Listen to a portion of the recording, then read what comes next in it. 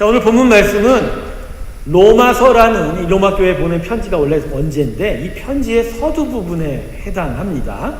자, 우리가 편지를 보낼 때 보통 어떻게 씁니까? 먼저 보내는 대상 to 누구, 그렇죠? 또 보내는 자가 누구인지를 기록하게 해야 되죠. 누구에게 누구가 보냅니다. 또 그렇게 보내기에는 너무 간단하니까 보내는 대상에게 간단한 인사말 정도는 하지 않습니까? 누구에게 누구가 편지를 보내는데 이 겨울에 감기 걸리지 않고 건강하기 바랍니다. 이 정도로 인사말을 쓰죠. 오늘 본문 말씀도 사실은 그런 겁니다. 1절 서두에 종 바울은 예수님의 사도 바울이 7절 서두에 로마의 예수 믿는 자들에게 편지하는데 그 마지막에 있듯이 하나님의 은혜와 평강이 있기를 바란다. 이렇게 간단한 내용이에요. 간단한 내용이 그런데 그 중간에 이 간단한 호칭과 인사말이 아주 복잡한 수식어를 붙여서 기록이 되어서 로마서를 처음 1절부터 읽어가기가 매우 어렵게 만들었습니다. 왜 사도 바울은 이 편지를 이렇게 처음부터 복잡하게 이렇게 만들었을까? 이유는 바울이 로마 교회 성도들을 만난 적이 없기 때문이에요. 로마 교회 성도들과 직접적인 관계가 없어서 자기가 누구인지를 먼저 밝혀야 되고 왜 이러한 편지를 보내는지를 또 그러한 편지 안에서 무엇을 배워야 될지를 처음부터 분명하게 이야기를 하는 것이 좋기 때문입니다. 바울이 사실은 로마에 가서 전도한 교회가 아니거든요. 문제가 있어서 그 소식을 듣고 또 로마 교회에 가보고 싶은 그런 열망 속에서 로마 교회에 보낸 편지이기 때문에 자기 자신과 이 편지를 왜 보낸 이유들을 설명하기 위해서입니다. 그래서 여러 수식 구조들이 붙게 되고 꽤나 긴 서두 부분이 되게 된 거죠. 하지만 이러한 부분들이 불필요하다고 보면 안 됩니다. 왜냐하면 이러한 부분들을 통해서 오히려 하나님은 이런 바울의 자기소개와 복음과 로마 교회 성도들 간의 관계를 설명해 주는 것을 통해서 우리에게 또 그들에게 있는 우리들에게 복음이 우리와 어떤 관계를 맺고 있는지를 아주 분명하게 말씀하고 있기 때문입니다. 로마서는 그래서 1절부터 빼놓을 것이 없어요. 복음이 우리와 어떤 관계를 맺게 되는가? 그래서 예수의 복음이 선포되어지면 그 선포된 복음이 우리 가운데 들어올 때 이 복음이 우리에게 어떤 일을 하게 되는지를 오늘 이 본문 7절을 통해서 우리가 제대로 살펴볼 수 있게 됩니다. 자, 이제 본문 1절부터 좀 더 자세하게 살펴보도록 하겠습니다. 먼저 배워야 될 것은 예수 그리스도의 복음, 가스펠, 굿뉴스라고 하는데 이 복음이 무엇인지를 먼저 배우도록 하겠습니다. 복음이 무엇이냐고 묻게 되면 매우 알면서도 대답하기가 어려우신 분들이 있는데요. 그건 사실 분명하게 알고 있지 못한 증거가 될 수 있거든요. 그래서 오늘 이런 시간을 통해서 복음이 무엇인지를 좀 더 분명하게 배웠으면 합니다. 주보 뒤편에 쓰는 날 만들어놨죠? 그냥 낙서하라고 설교 듣다 재미없을 때 그림 그리라고 만든 난이 아니라 기록하라고 만든 것이고 그 옆에 주변에 보면 볼펜이 있으니까 기록해 주시기를 바랍니다. 어떤 기특한 분은 주보의 모든 설교를 기록해서 지금도 모아두었다고 합니다. 할렐루야. 그런 분들 발굴해내서 시상을 하는 것이 교회 사명입니다. 자, 원래 로마서 전체를 통해서 복음을 다 배워야 하는데 오늘은 특별히 복음이 무엇인지에 대한 핵심을 가르쳐주고 있으니까 자, 2절부터 4절까지의 말씀을 우리 한번 함께 읽어봅시다. 같이 2절부터 4절 읽습니다. 시작!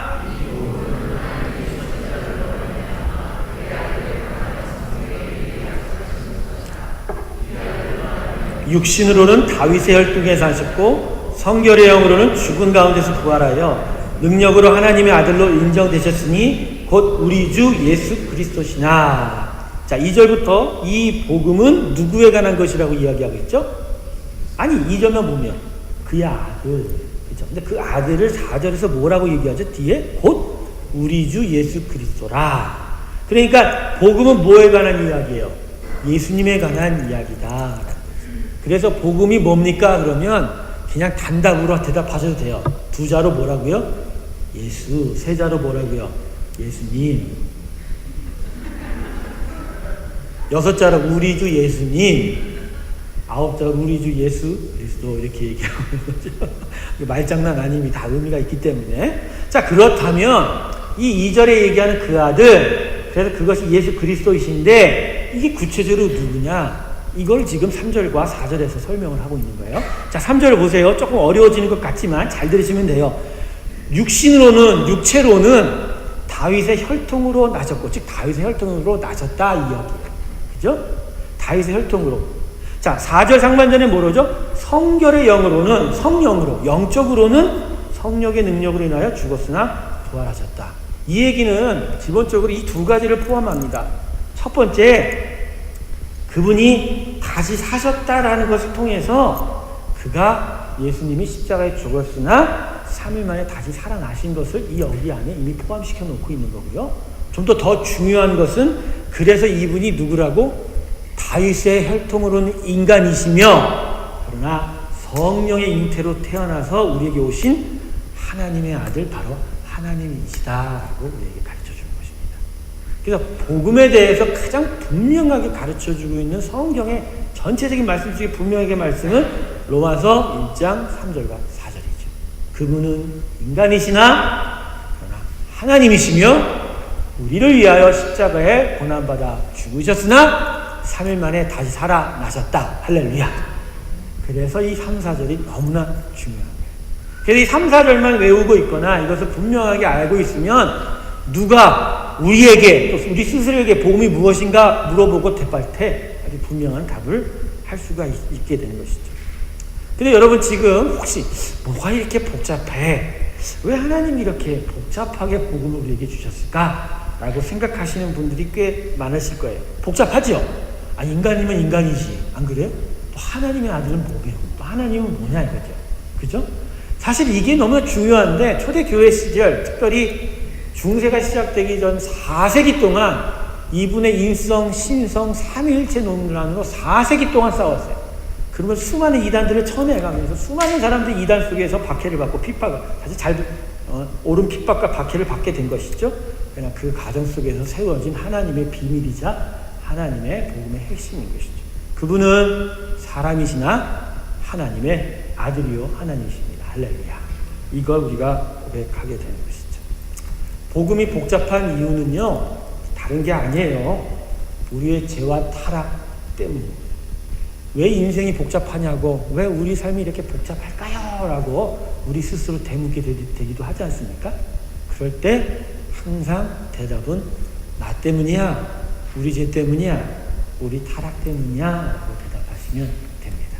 하나님이 예수님을 우리에게 주셨을 때, 당신의 은혜와 사랑을 주셨을 때 우리가 자칫 이해하기가 어려운 이러한 사람이자 하나님을 주신 이 이유는 사실은 우리 죄 때문이다. 지난주에 프랑스에서 참 너무나 안타까운 일이 벌어졌지요. 프랑스에서 파리와 파리 주변에서 테러가 일어났었는데 많은 분들이 이 원인을 진단하고 평가하고 대처 방안에 대해서 이야기를 하는데 저는 다르게 봐요. 물론 그러한 이야기도 옳긴 하지만 가장 근원적인 것에서부터 이유를 찾아야 돼요.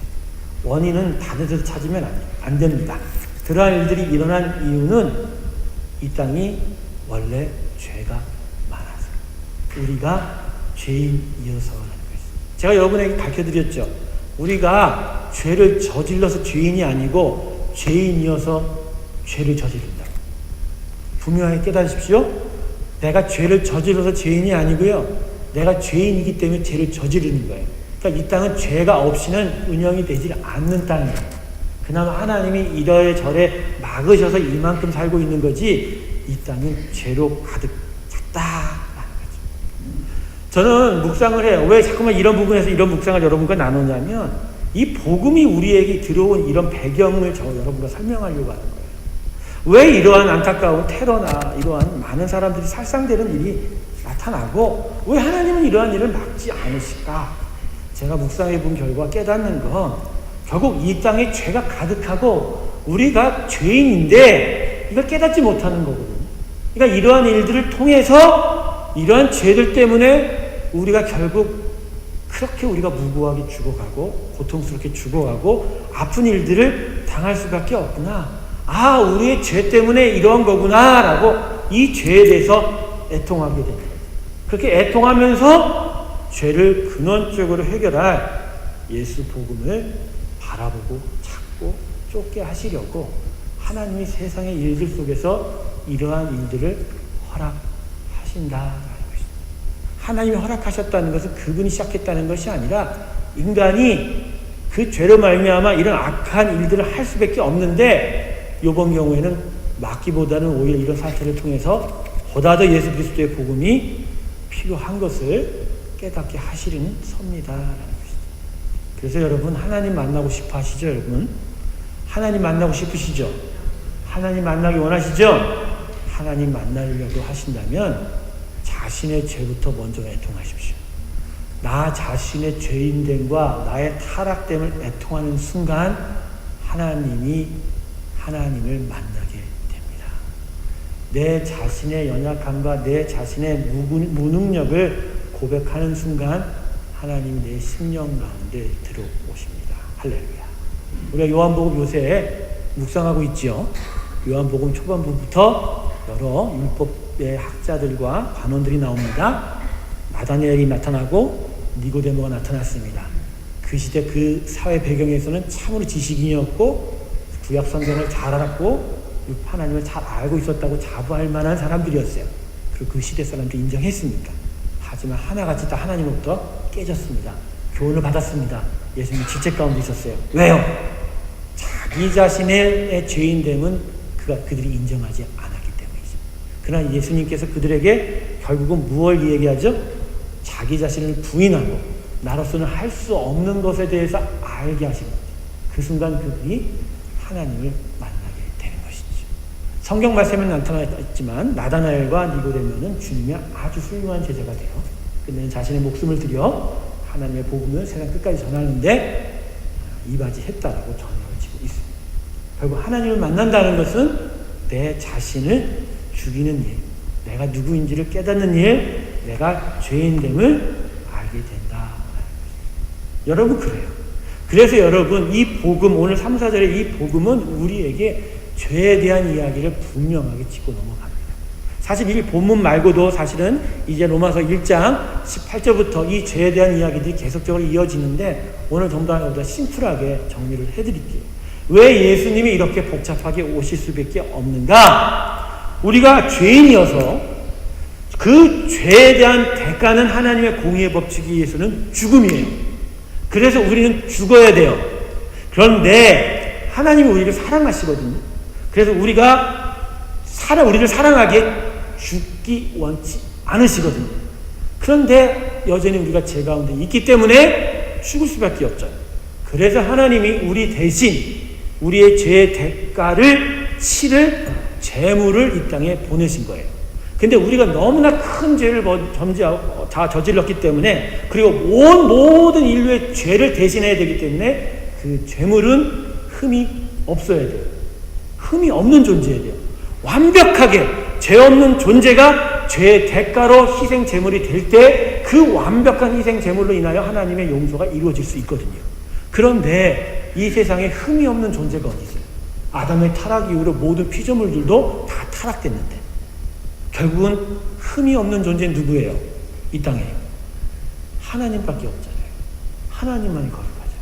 그러니까 하나님이 이 땅에 흠 없으나 우리와 같은 인간으로 오신 것입니다. 할렐루야.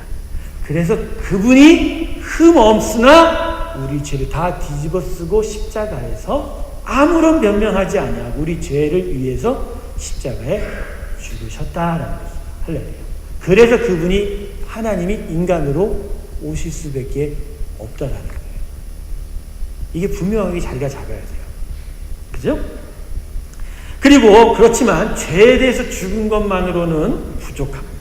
왜 부족하냐면 예수가 십자가에 우리의 죄의 대가로 죽으면 뭐합니까? 우리가 새로워져야 돼요. 근데 우리가 새로워질 힘은 아직 없잖아요. 십자가 예수님이 죽음으로 말미암아 우리 죄의 대가는 예수님이 대신 지심으로 말미암아 우리는 살게 되지만 여전히 죄를 저지를 수밖에 없잖아요. 그래서 능력으로 성령으로 잉태되신 그 하나님 당신 그 자체였던 예수님이 죽음 가운데서 부활하신 거예요. 할렐루야. 즉 죽음의 권세를 깨트리고 이기신 거란 말이에요. 자, 죽음의 권세를 깨트리고 이겼다는 것은 이제 이 죄의 대가인 죽음을 이길 존재가 되었다는 거예요. 그래서 예수 그리스도가 십자가에서 죽음의 권세를 이기고 부활하셔서 이제 죽음의 권세, 죄의 권세를 깨트리는 새로운 존재가 됨으로 말미암아 그 예수를 믿고 그 예수 안에 있는 자는 예수와 연합하여 이제는 그 죽음의 권세를 이길 존재가 되어가는 것이죠. 할렐루야. 그러기에 부활이 따라와야 된다. 그래서 예수가 하나님의 독생자의 아들, 그 하나님이신 예수가 우리에게 인간으로 오셔서 십자가의 용서를 하시고 대속을 하시고 또한 그분이 하나님으로서 부활하여 우리를 새로운 피조물의 존재로 우리를 만들어 가신 것이다. 그러니 그분이 인간이요 그분이 또한 하나님이실 수밖에 없는 거죠. 할렐루야. 이렇게 복잡한 건 하나님께 빠지지 마세요. 우리 죄 때문이라는 거. 이것 때문에 하나님이 막 구원의 교리를 너무 복잡하게 복잡한 것도 사실 아닌데 잘 생각하면 되는데 괜히 복잡하다고 투덜대지 마시고 그냥 내 죄 때문에 하나님이 이렇게 복잡하신데도 불구하고 여기 내려오셔서 우리를 이렇게 사랑해 주셨구나 라고 눈물만 흘리시면 돼요. 할렐루야. 눈물 흘리신 저와 여러분 되시기 주님을 축원합니다. 그래서 이제 쓰셔야 되는데 복음은 3가지가 있어요. 복음의 내용은 예수가 십자가에서 죽고 부활하셨다. 복음의 내용 자체는. 그리고 복음의 그 생성 배경은 우리의 죄 때문이라는 거고, 그리고 복음이 목적하는 바는 결국 우리가 예수님과 연합하여 새롭게 태어난 죽음의 권세를 이길 새로운 피조물로 변화되는 것이다. 할렐루야. 쓰셨어요? 복음의 내용이 뭐라고요? 십자가에서 예수가 죽고 3일 만에 다시 사셨다. 그게 왜 일어났다고요? 복음의 생성 배경? 우리 죄 때문이다. 그러면 그 복음이 결국 우리를 어떻게 만든다고요? 복음의 목적은 우리를 새로운 변화된 피조물로 만드는 것이다. 할렐루야. 이거 배우셔야 돼요. 지금껏 복음을 잘 안다라고 생각해 오신 분들도 이거 적으셔야 돼요. 로마서는 결국 이거를 계속하여 가르쳐주고 있어요. 복음의 생성 배경인 우리의 죄인됨에 대해서 먼저 가르칩니다. 그러고 나서 그 죄인됨을 이기고 죽음의 권세를 갖게 하기 위해서 이 땅에 예수 그리스도가 오시고 그분이 우리에게 하신 일들에 대해서 설명합니다. 그러고 나서 로마서 12장부터 그러한 예수님과 연합된 구원받은 자가 어떻게 새로운 삶을 살아갈 것인가에 대해서 설명합니다. 그죠? 그래서 로마서가 참으로 귀한 것입니다. 그러기 위해서는 무엇보다도 오늘 이 3, 4절에 복음은 무엇인가를 분명하게 깨달아야 해요. 복음은 예수가 십자가에서 우리를 위해 죽고 우리의 놀라운 새로운 피조물을 된 변화를 위해서 다시 사신 것이 복음입니다. 할렐루야. 이 복음 주신 하나님이 저는 너무나 기쁩니다. 이 복음 주신 하나님을 우리 모두가 사랑하기를 주님의 이름으로 축원합니다. 근데 이렇게만 오늘 이 시간이 끝나면 너무 재미없죠. 성경 공부 시간도 아니고. 근데 오늘 본문을 통해서 제가 여러분과 나누고 싶은 것은 가장 중요하게 배워야 될 것은 복음이 지식에 머무를 수는 없다는 거죠. 오늘 이제까지 지금 나눈 것은 지식적인 거예요. 그러나 이 지식을 알고 있는 이 복음이 과연 나하고 무슨 상관이 있냐라는 거예요. 이 복음이 나하고 무슨 상관이 있냐. 오늘 본문이 우리에게 이야기하는 것은 이겁니다. 이 복음이 지금 나에게 어떤 영향과 능력을 행사하고 있느냐라는 것이죠. 거기에 대한 답은 복음은 우리를 하나님에게로 오라고 부르고 있다라는 거예요. 십자가에 예수님이 죽고 살아난 그 복음이 그냥 저 골고다 언덕에만 머문 것이 아니라 그 복음을 듣는 자의 심령 속에 외치는 거예요. 너 하나님에게로 오라. 그분이 너에게 이 구원을 다 이룰 것입니다. 할렐루야. 그래서 복음은 다른 거와 달라요. 복음은 듣는 그 순간 심령을 꿰뚫고 들어와요. 골수를 찍어 쪼개요. 그래서 이 가운데로 새겨 들어와요. 그래서 이 안에서 울림이 나타나는 거죠. 그래서 우리에게 외치는 거예요. 너로서는 안 돼. 너로서는 안 돼. 그리고 얘기하죠. 지금 하나님께로 가라. 하나님께로 가라. 하나님께로 가라. 그가 너를 구원하시리라. 할렐루야. 복음은 이러한 능력이 있는 거예요. 그래서 복음이 우리 가운데 하는 것은 우리를 하나님에게로 밀어가는 거예요. 하나님에게 쭉 밀어가는, 등에서 밀고 가는 거예요. 안 가면 끌고서라도 가는 것이죠. 오늘 본문을 보면 이 복음을 받은 자나, 그래서 이 복음 안에서 편지를 받는 로마교회 성도들이나 동일한 수식어구가 그들 앞에 붙어요. 자, 1절 보세요. 바울을 수식할 때 그가 부르심을 받았다라고 얘기해요. 직분의 부르심도 있지만 그가 이미 성도로 부르심을 받은 가운데 사도로서 직분 받았다는 얘기거든. 그가 부르심을 받았다고 얘기하죠. 자, 6절을 보세요. 로마교회 성도들에게 뭐라고 얘기하죠? 예수 그리스도의 것으로 뭘 받았다? 부르심을 받았다. 7절에 결국 뭐라고 그러죠? 바울과 로마교회 성도 그리고 모든 성도들은 성도로 뭘 받은 자라고요? 부르심을 받는. 어디로? 하나님에게로. 무엇으로? 하나님의 아들 예수의 소유된 자로 부르심을 받았다. 교만하여 하나님을 떠난 인생들에게 하나님은 예수를 십자가에 죽고 다시 세우심으로 말미암아 우리 심령에 외치시는 거예요. 이제 그만 도망가. 이젠 그만 멀리 떠나. 이젠 나에게로 돌아오라 라고 이야기하십니다. 나에게로 돌아오라. 근데 왜 돌아오라고 하실까요? 여러분이 지금 의아하잖아요. 왜 자꾸 돌아오라고 하시지? 이래도 좋은데? 그거는 하나님만이 우리를 사랑할 수 있기에, 그분만이 우리를 사랑하기에 그분께로 가야 그분께로 가서 그분의 사랑을 받아야 우리가 복되도다 라고 얘기하시죠. 자, 본문 7절 보세요. 성도로 부르심을 입은 모든 자에게 지금 축복하려고 하는데 사도 바울이 그 앞에 이들이 어떤 자라고 지금 수식하고 있어요. 하나님의 사랑하심을 입고 성도로 부르심을 받은 모든 자에게 하나님의 은혜와 평강이 있을지어다라고 축복하잖아요. 즉 하나님의 사랑, 하나님께 부름받은 사람에게는 지금 무엇이 임하게 돼요? 하나님의 사랑이 있다라는 거예요. 하나님은 지금 우리에게 말씀하시는 게 이거예요. 니들이 아무리 서로 사랑하고 니들이 아무리 그렇게 사랑한다 해도 니들 가운데는 행복이 없어. 니들 가운데는 완전한 행복이 이루어질 수 없거든. 니들이 이제까지 아담 이후로 살아온 모든 생애들이 다 서로 죽이고 빼앗고 살인하고 도둑질하고 간음하고 강간하고 사기치고 그래서 서로가 서로를 죽이지 못해서 안달난 사태 아니냐라는.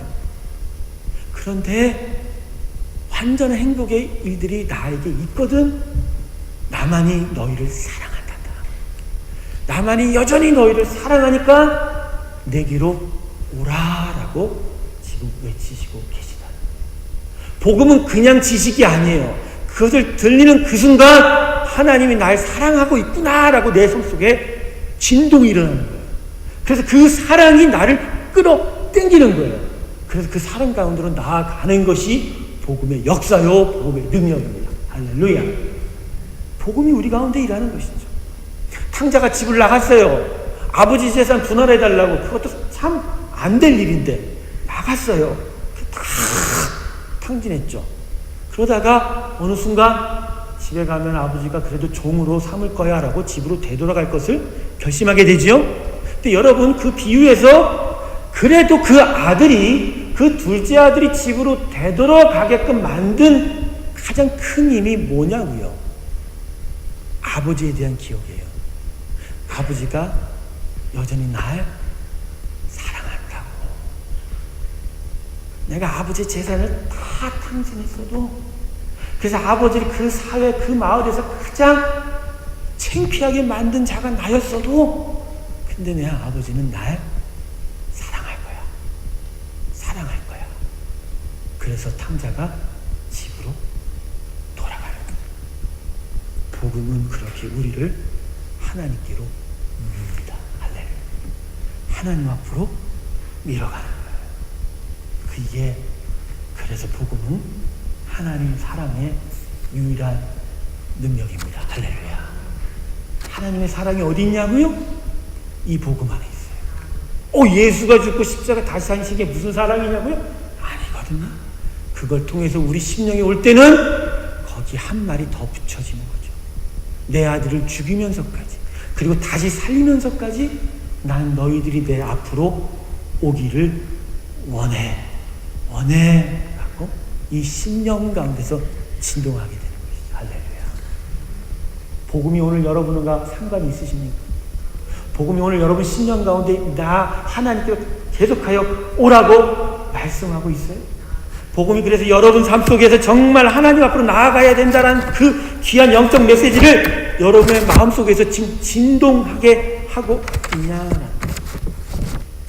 여러분 예수 앞으로 그 예수를 통해 그러니까 하나님 앞으로 나아갈 수 있는 건 우리가 홍해를 갈라지는 기적을 본다고 나아가지 않아요. 이스라엘 백성 봤어요. 봐서 보세요. 홍해가 갈라지는 기적을 봐도 3일 만에 먹을 것 없다고 애굽으로 보내달라고 불평하던 사람들이었어요. 우리가 이스라엘 백성 되면 다를 것 같다고요? 안 그렇죠. 우리가요 때때마다 내가 인식할 수 없지만 하나님의 기적을 맛보거든요. 그때는 엄마 하나님 살아계시네. 어머어머 이틀만 지나봐요. 계시긴 뭘 계셔 이러고 있지. 기적이 우리를 하나님 앞으로 밀어붙이지 않습니다. 표적이 우리를 하나님 앞으로 밀어붙이지 않아요. 무엇이요? 복음이 우리를 하나님 앞으로 끌어간다는 거예요. 그 복음 안에는 하나님의 사랑이 담아 있다는 거예요. 이게 예수가 십자가를 통해서 우리에게 주신 은혜입니다. 할렐루야. 그래서 복음은 골고다 언덕 저 십자가에 그냥 마냥 걸려 있지 않습니다. 오늘 이 로마서를 읽고 있는 우리에게 그리고 매 삶을 사는 우리에게 계속하여 복음은 들어옵니다. 그리고 복음은 하나님을 함께 모셔옵니다. 그래서 하나님 앞으로 우리를 계속하여 끌어갑니다. 그래서 하나님의 사랑 앞으로 우리를 끌고 가는 거예요. 하나님의 사랑 앞으로 은혜 앞으로 우리를 인도하게 되는 것이죠. 그게 복음의 역사인 거예요. 여러분 정말 이 복음에 붙들린 자는요 때때로 정신이 나가서 때때로 세상의 욕심에 끌려서 세상으로 간다 할지라도 이 복음의 힘에 의하여 결국은 되돌아오게 되는 것이죠. 어떤 사람이 나하고 고무줄 딱 붙잡아도 고무줄 끝까지 붙잡으면 어떻게 돼요? 어떤 사람은 그래요. 놓으면 딱 맞지. 아프겠네. 그런 얘기가 아니라 결국은 암만 가도 하나님이 나와의 관계는 고무줄이다. 결국 내가 글로 다시 끌려가게 되어 있다는 거죠. 복음이 그런 거예요. 복음이 우리 그렇게 살아나고 있다는 거죠. 그래서 찬송가 440장에 제가 너무나 좋아하는 찬송이에요. 멀리 갔더니 촬영하고 고나며 슬프고도 외로워 정처 없이 다니니 후렴이 뭐래요? 예수 내 주여 지금 내게 오셔서 떠나가지 마시고 길이 함께하라. 근데요 이 가사를 보면 멀리 가서 고통당하고 힘든 그 상황 속에서 이 찬송가의 작사가가 지금 뭘 기억하고 있어요? 하나님을 기억하는 거예요. 예수님의 복음을 나한테 준 것이 왜 뭔지를 기억하는 거예요. 왜? 날 사랑한다는. 그래서 그 앞으로 가게 되면서 예수여 지금 내게 오셔서 떠나가지 마시고 길이 나와 함께 하소서 라고 찬양하는 거예요. 오늘 이 찬양이 오늘 여러분 심령 가운데 울려 퍼지기 주님을 축원합니다. 머리로 아무리 복음을 알아도 소용이 없어요. 아무리 복음이 무엇인지를 그저 이 심령 속에 그냥 기억하는 것은 소용이 없어요. 복음은 그런 게 아니에요. 복음은 우리를 하나님 앞으로 끌어당기는 아버지의 절대 능력의 사랑입니다. 멀리 갔더니 처량하고 고나여 슬프고 또 외로워 정처 없이 다니니 예수 내 주여 지금 내게 오셔서 떠나가지 마시고 길이 함께 하소서. 같이 부를까? 예수 내 주여 지금 내게 오셔서 떠나가지 마시고 길이 함께 하소서. 미국에서 목회를 하고 난 다음에 그 목회를 잠시 사임한 그 시간에 제 마음은 많은 상처들로 얼룩져 있었어요. 그리고 그 상처 밑바닥에는 저의 교만과 저의 죄들이 뭉텅이 진짜 내가 봐도 그렇게 보일 만큼 우너리져 있었던 시간이었습니다. 도망가고 싶었었어요. 정말로 멀리 떠나고 싶었던 저의 마음들이었습니다. 죄송합니다만 맥주 한 박작 사다 놓고 고등콘을 학교 언덕에서 홀짝홀짝 먹고 있었던 때도 있었습니다. 목사님이 술 먹으니까 나도 그렇게 술 먹을래라고 생각하시는 분은 없을지어다. 그런데 그렇게 맥주 입병을 맥주를 제 입에 대는 그 순간 글쎄요, 이찬영이 생각이 나는 거예요. 복음이 생각이 나는 거예요. 이 안에서 눈물이 솟구쳐 오르면서 이 복음이 나를 끌어당기는 거예요. 제 목사, 내 사랑하는 종아, 내가 너를 여전히 사랑한단다. 네가 어디로 가려고? 어디로 도망가려고? 아니야. 가도 결국 내 앞으로 온단다. 내가 모든 것을 용서하고 새로운 일들을 시작할 것이니 너는 그 벽을 치우라. 복음은 그래요. 예수 제대로 만난 사람은 이 복음이 그렇게 하나님 앞으로 끌어가고 밀어가고 그렇게 다가가 것이죠. 할렐루야. 복음을 경험하시고 복음을 받아들인 여기 계신 모든 성도 여러분, 우리는 항상 이렇게 복음의 능력에 힘입어 하나님 앞으로 이동해 가는 것이죠. 우리의 생각과 마음이 그분께로 향하여 가는 것이죠. 타락하여 죄인이기 때문에 죄를 저질 수밖에 없는 이 연약한 인생을 그래도 하나님 불쌍히 여겨달라고 그분 앞에 나아가 무릎을 꿇고 새로운 인생으로 변하게 해달라고 그분 앞에 더 나아가 그분이 갈구하는 것이 복음이 우리에게 향하는 역사요 능력인 것입니다. 이 복음이 2015년 여러분의 인생 가운데 정말 그 귀한 역사와 능력을 행하길 주님으로 축원합니다. 혹시 지금 이런 복음의 능력을 알고도 마음의 힘줄과 같은 고집으로 하나님 앞으로 이동하지 않고 있다면 그건 진짜 하나님에게 반항하는 거라. 정말 하나님의 힘, 그 복음의 능력에 맞서고 있다라는 거. 그런데 하나님의 진실을 제가 여러분에게 말씀드립니다. 그런 분에게 결국은 오게 되어 있습니다.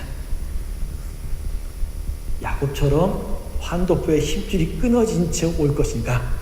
아니면 이삭처럼 처음부터 순종하여 하나님께 올 것인가가 다를 뿐이겠죠. 하나님의 영원하신 축복은 바로 이런 거예요. 단 한 사람도 포기하지 아니하고 단 한 사람도 낙오시키지 아니하며 그 모든 인생을 하나님의 그 사랑 가운데로 들어오게 하여 그래서 하나님의 사람, 예수의 제자와 예수와 동행하는 자로 만들어. 근데 이 땅에서 뿐만 아니라 결국은 영원한 영생의 삶까지 가장 축복된 인생을 만들어 간다라는 것. 이 새해 이 복음만이 우리에게 가장 행복된 것임을 다시 한번 기억하시면서 복음과 이 복음과 동행하며 주 앞에 나아가는 저와 여러분 되시기를 주님의 이름으로 축원합니다.